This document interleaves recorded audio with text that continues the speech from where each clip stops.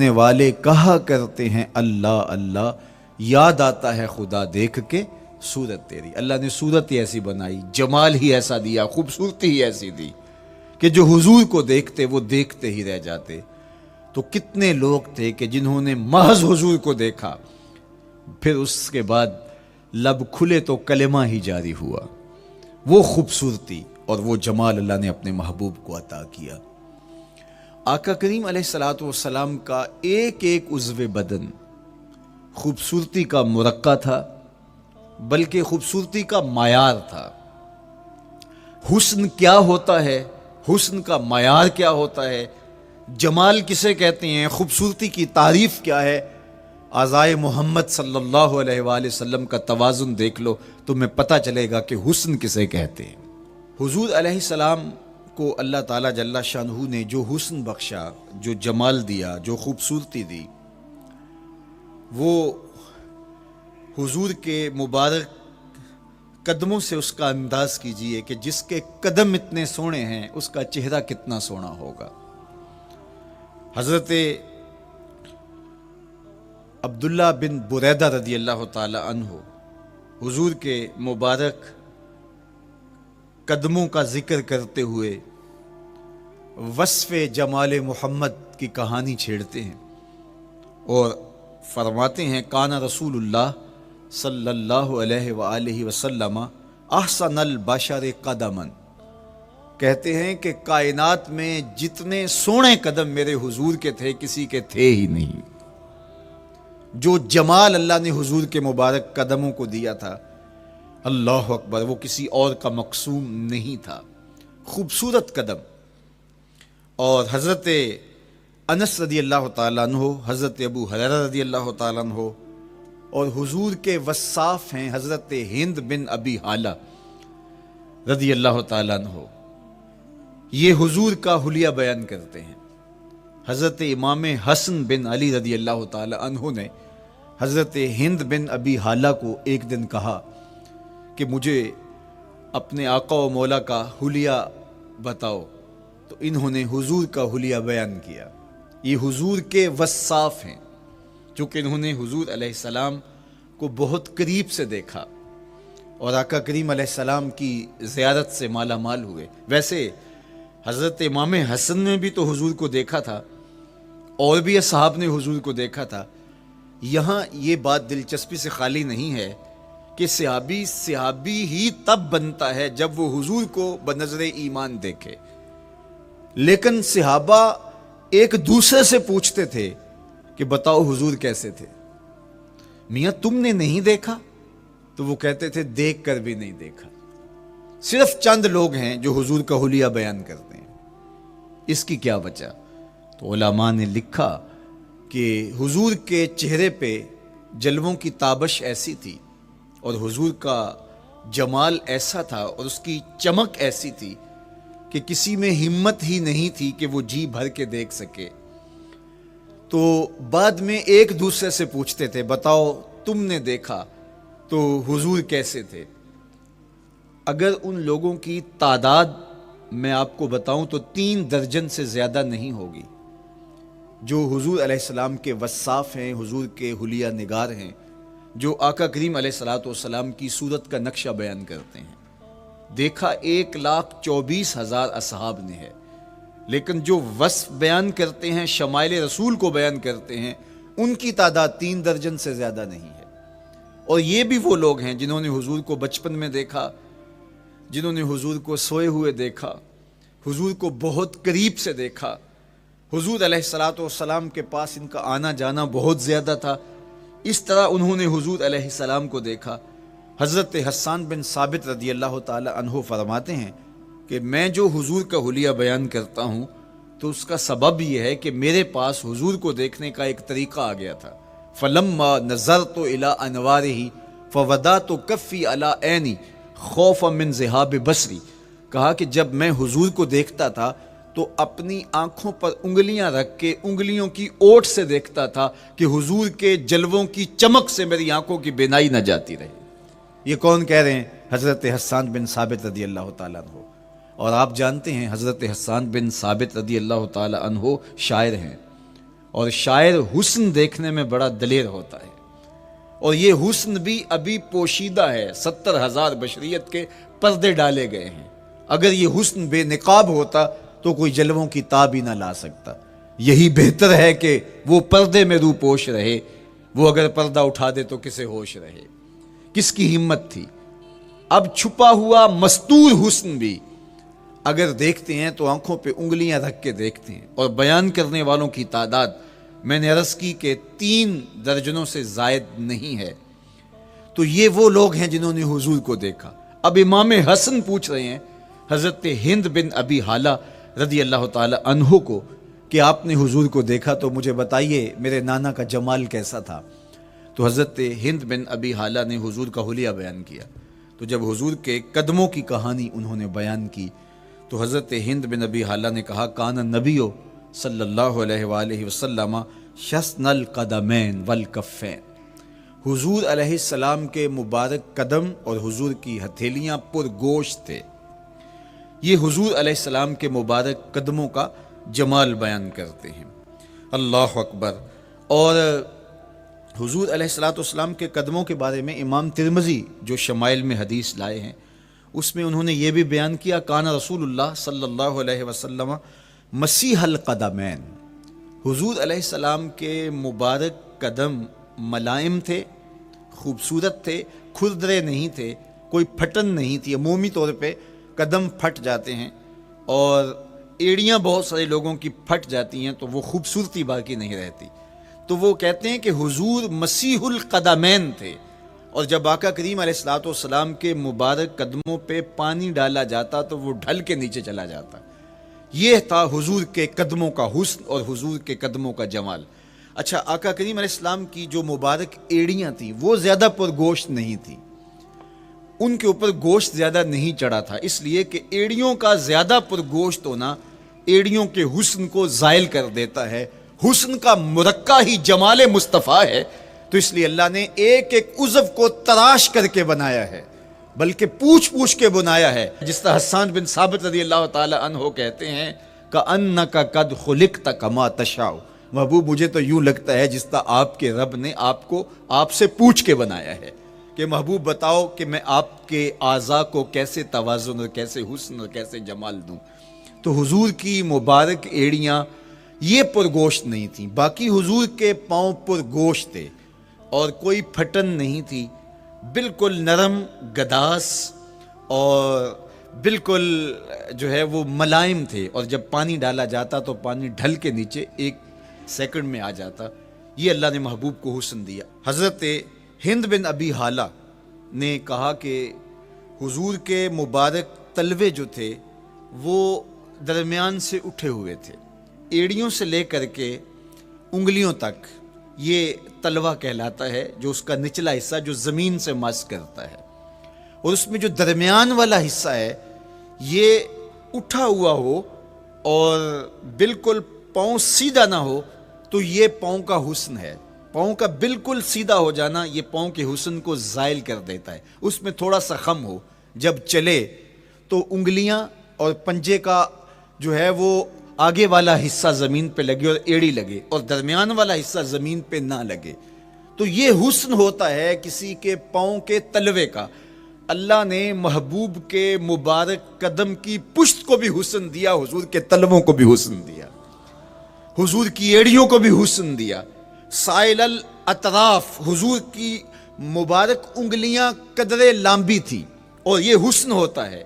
انگلیاں چھوٹی ہوں، ان کا قد پست ہو تو پاؤں کی خوبصورتی دکھائی نہیں دیتی، لیکن اللہ نے اپنے محبوب کی انگلیوں کو بھی ایک لمبائی عطا کر کے اس کو بھی ایسا جمال دیا تھا یار جو پاؤں کو دیکھتا رہے وہ پاؤں کو ہی دیکھتا رہ جائے۔ اللہ اکبر۔ اچھا، بعض احادیث میں آتا ہے کہ حضور علیہ السلام کے مبارک تلوے جو ہیں لیس لہا اخمس، یہ لفظ ہیں کہ وہ اخمس نہیں تھے، یعنی وہ درمیان سے اٹھے ہوئے نہیں تھے۔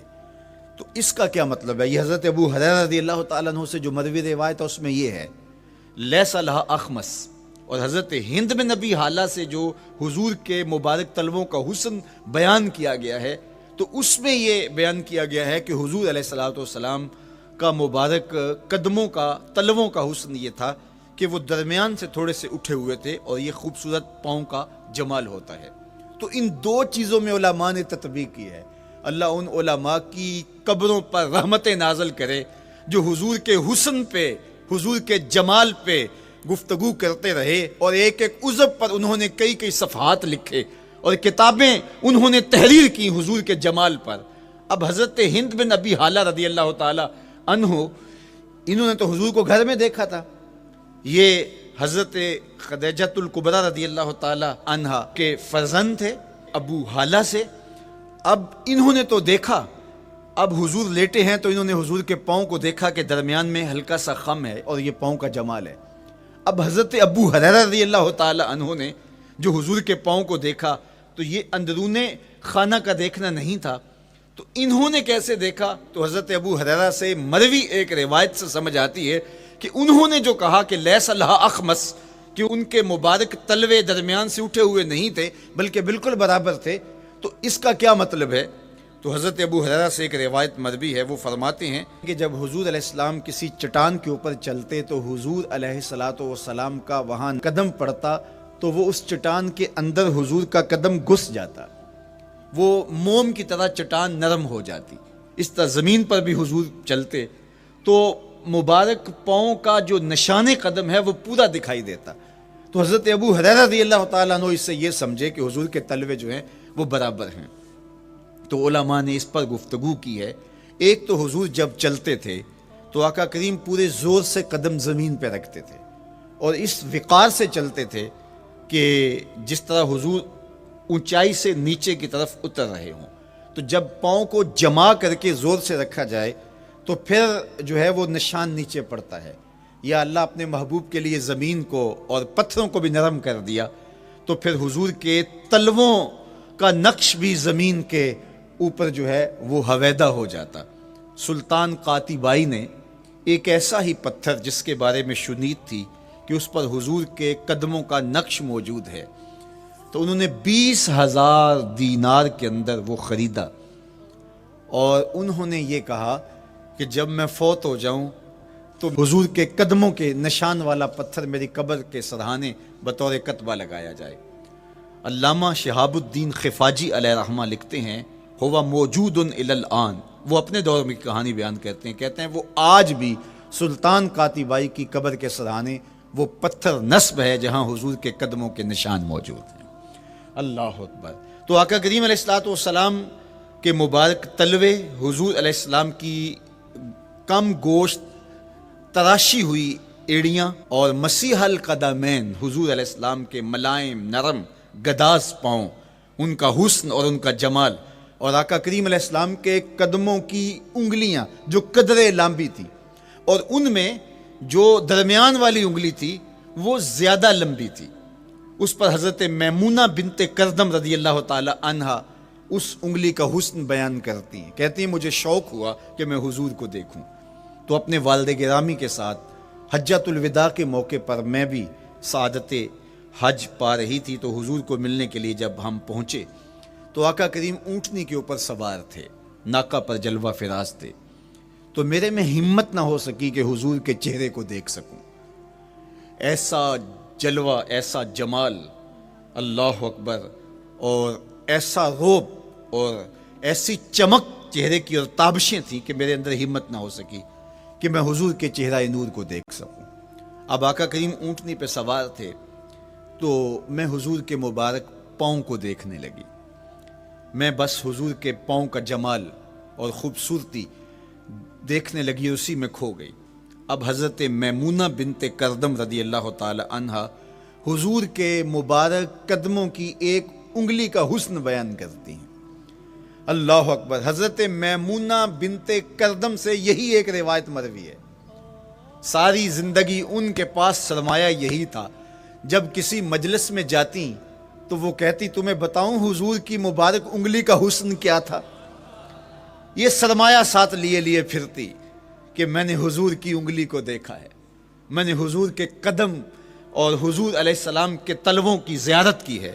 تو وہ اس حسن کو بیان کرتے ہوئے کہا کرتی تھی فما نسیتو فی ما نسیتو طولا اسبع قدمہ السبابہ علی سائر اصابعہ، جو سبابہ انگلی ہے، انگوٹھے کے ساتھ والی انگلی کو سبابہ انگلی کہتے ہیں، اور اس کے ساتھ والی انگلی کا جو قد دراز تھا اور باقی انگلیوں کی نسبت وہ انگلی لمبی تھی، کہا اس کا حسن آج بھی میری نگاہوں میں گھومتا رہتا ہے اور ہر وقت میرے تصور میں رہتا ہے، میرے تصور سے کبھی اس انگلی کا جمال ہی ختم نہیں ہوا، انگلی کا حسن ہی کبھی زائل نہیں ہوا، ہر وقت اس کے تصور میں کھوئی رہتی ہوں۔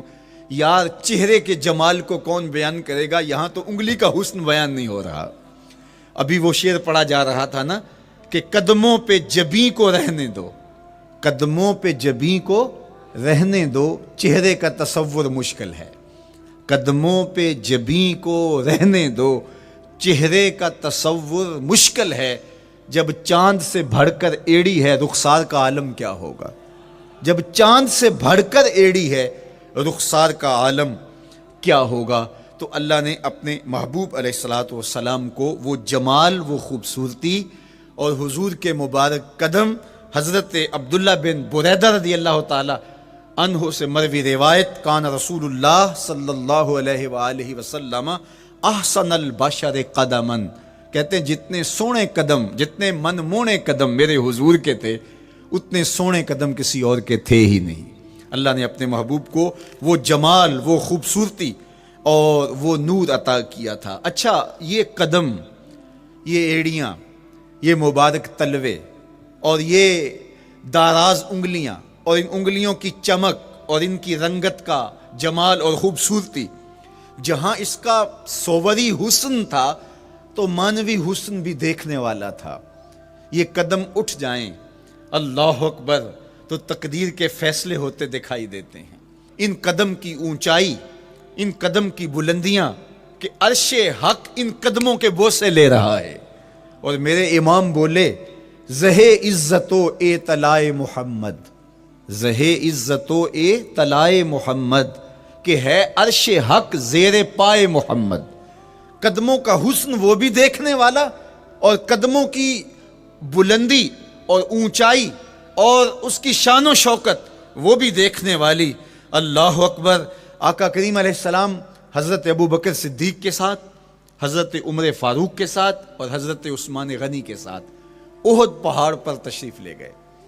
یہ حدیث آپ نے بارہا علماء سے سنی ہے۔ احد کی چھاتی پہ جب حضور کے قدم آئے، اللہ اکبر، تو وہ خوشی سے جھوم اٹھا، مقدر جاگ گئے، بخت بیدار ہو گئے۔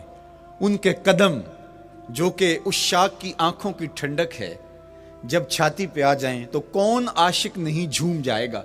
یہ تو حضور کے قدموں کے حسن کو بیان کیا جا رہا ہے، آپ کی روح رقص کر رہی ہے اور آپ کا دل جو ہے وہ ایک عجیب سرور اور کیف کی وادی میں اور ایک جو ہے وہ خوشیوں کے جو ہے وہ عالم میں نہال ہوتا چلا جا رہا ہے۔ لیکن یہ قدم جب چھاتی پہ آیا تو پھر احد، ظاہر تو پتھر ہے احد، لیکن حضور سے پتھر بھی پیار کرتے ہیں۔ فرمایا احد جبل یحبنا ونحبہ، احد ہم سے پیار کرتا ہے، پہاڑ ہے، پتھر ہے، لیکن ہم سے پیار کرتا ہے، ہم اس سے پیار کرتے ہیں۔ اتنا جمال آفریں ہے اور جس کے قدم اتنے سونے ہیں، پھر اس کے نقش قدم کو کیوں نہ تھام لیں، اس کے نقوش پا کو خضر راہ کیوں نہ بنا لیں، پھر ان کے اٹھنے والے قدموں پر اپنی زندگی کیوں نچھاور نہ کر دیں۔ اگر سر پہ رکھنے کو مل جائے نقش نال حضور تو کہیں کہ ہاں تاجدار ہم بھی ہیں۔ یعنی وہ قدم تو قدم رہا، اس قدم کی رعنائیاں، اس کی خوبصورتیاں، اس کا جمال اور اس کا حسن تو حسن رہا۔ جہاں وہ مبارک قدم لگا، جہاں وہ نقش لگا، اگر وہ نقش بھی سر پہ رکھنے کو مل جائے تو کہا کہ اگر سر پہ رکھنے کو مل جائے نقش نال حضور، حضور علیہ السلام کا قدم تو جزو بدن رسول ہے۔ حضور علیہ السلام کے مبارک قدموں میں وہ جو نالین تھی، اس نالین کا بھی نقش وہ اگر سر پہ رکھنے کو مل جائے تو ہم زمانے کے تاجدار کہلائیں گے، اور جن کے سر پہ حضور کا قدم آ جائے ان کا مرتبہ کیا ہوگا۔ تو یہاں اس نقش کو بھی دیکھیے، حضور کے مبارک قدموں میں جو نالین آیا اس کو نالین شریف کہتے ہیں۔ اس نال کو نال شریف یا ان نالین کو نالین شریف کہا جاتا ہے، اس لیے کہ وہ حضور کے مبارک جسم سے جڑ گئے، حضور سے ان کا ربط پیدا ہو گیا، وہ جزو بدن رسول نہیں ہیں، تو اس کا یہ مرتبہ ہے، تو پھر حضور علیہ السلام کی شان اور حضور کی عظمت کیا ہوگی، اللہ اکبر۔ بلکہ حضور علیہ السلام کے نالین جہاں رکھے جائیں، وہ کسی نے کہا نا کہ ذرے اس خاک کے تابندہ ستارے ہوں گے، ذرے اس خاک کے تابندہ ستارے ہوں گے جس جگہ آپ نے نالین اتارے ہوں گے۔ وہ جگہ جہاں حضور کے قدم نہیں، حضور کے قدموں سے مس ہوئے ہوئے نالین رکھے جائیں، وہاں جو ذرے اس نالین کے تلووں کو چومتے ہیں وہ بھی آسمان کے ستاروں سے اس شاخ کو حسین دکھائی دیتے ہیں، وہ بھی زیادہ چمکدار دکھائی دیتے ہیں، اور اس شاخ کی آنکھوں کا سرما اور ان کے دل کا قرار اور روح کی ٹھنڈک قرار پاتے ہیں۔ تو یہ ہے حضور علیہ السلام کی نسبت کا احترام اور حضور کی محبت کا اثر جو اس شاخ کے سینے میں محسوس کیا جاتا ہے۔ اللہ مجھے آپ کو اپنی خاص پناہیں، امان اور حفاظتوں کا حصاد بخشے۔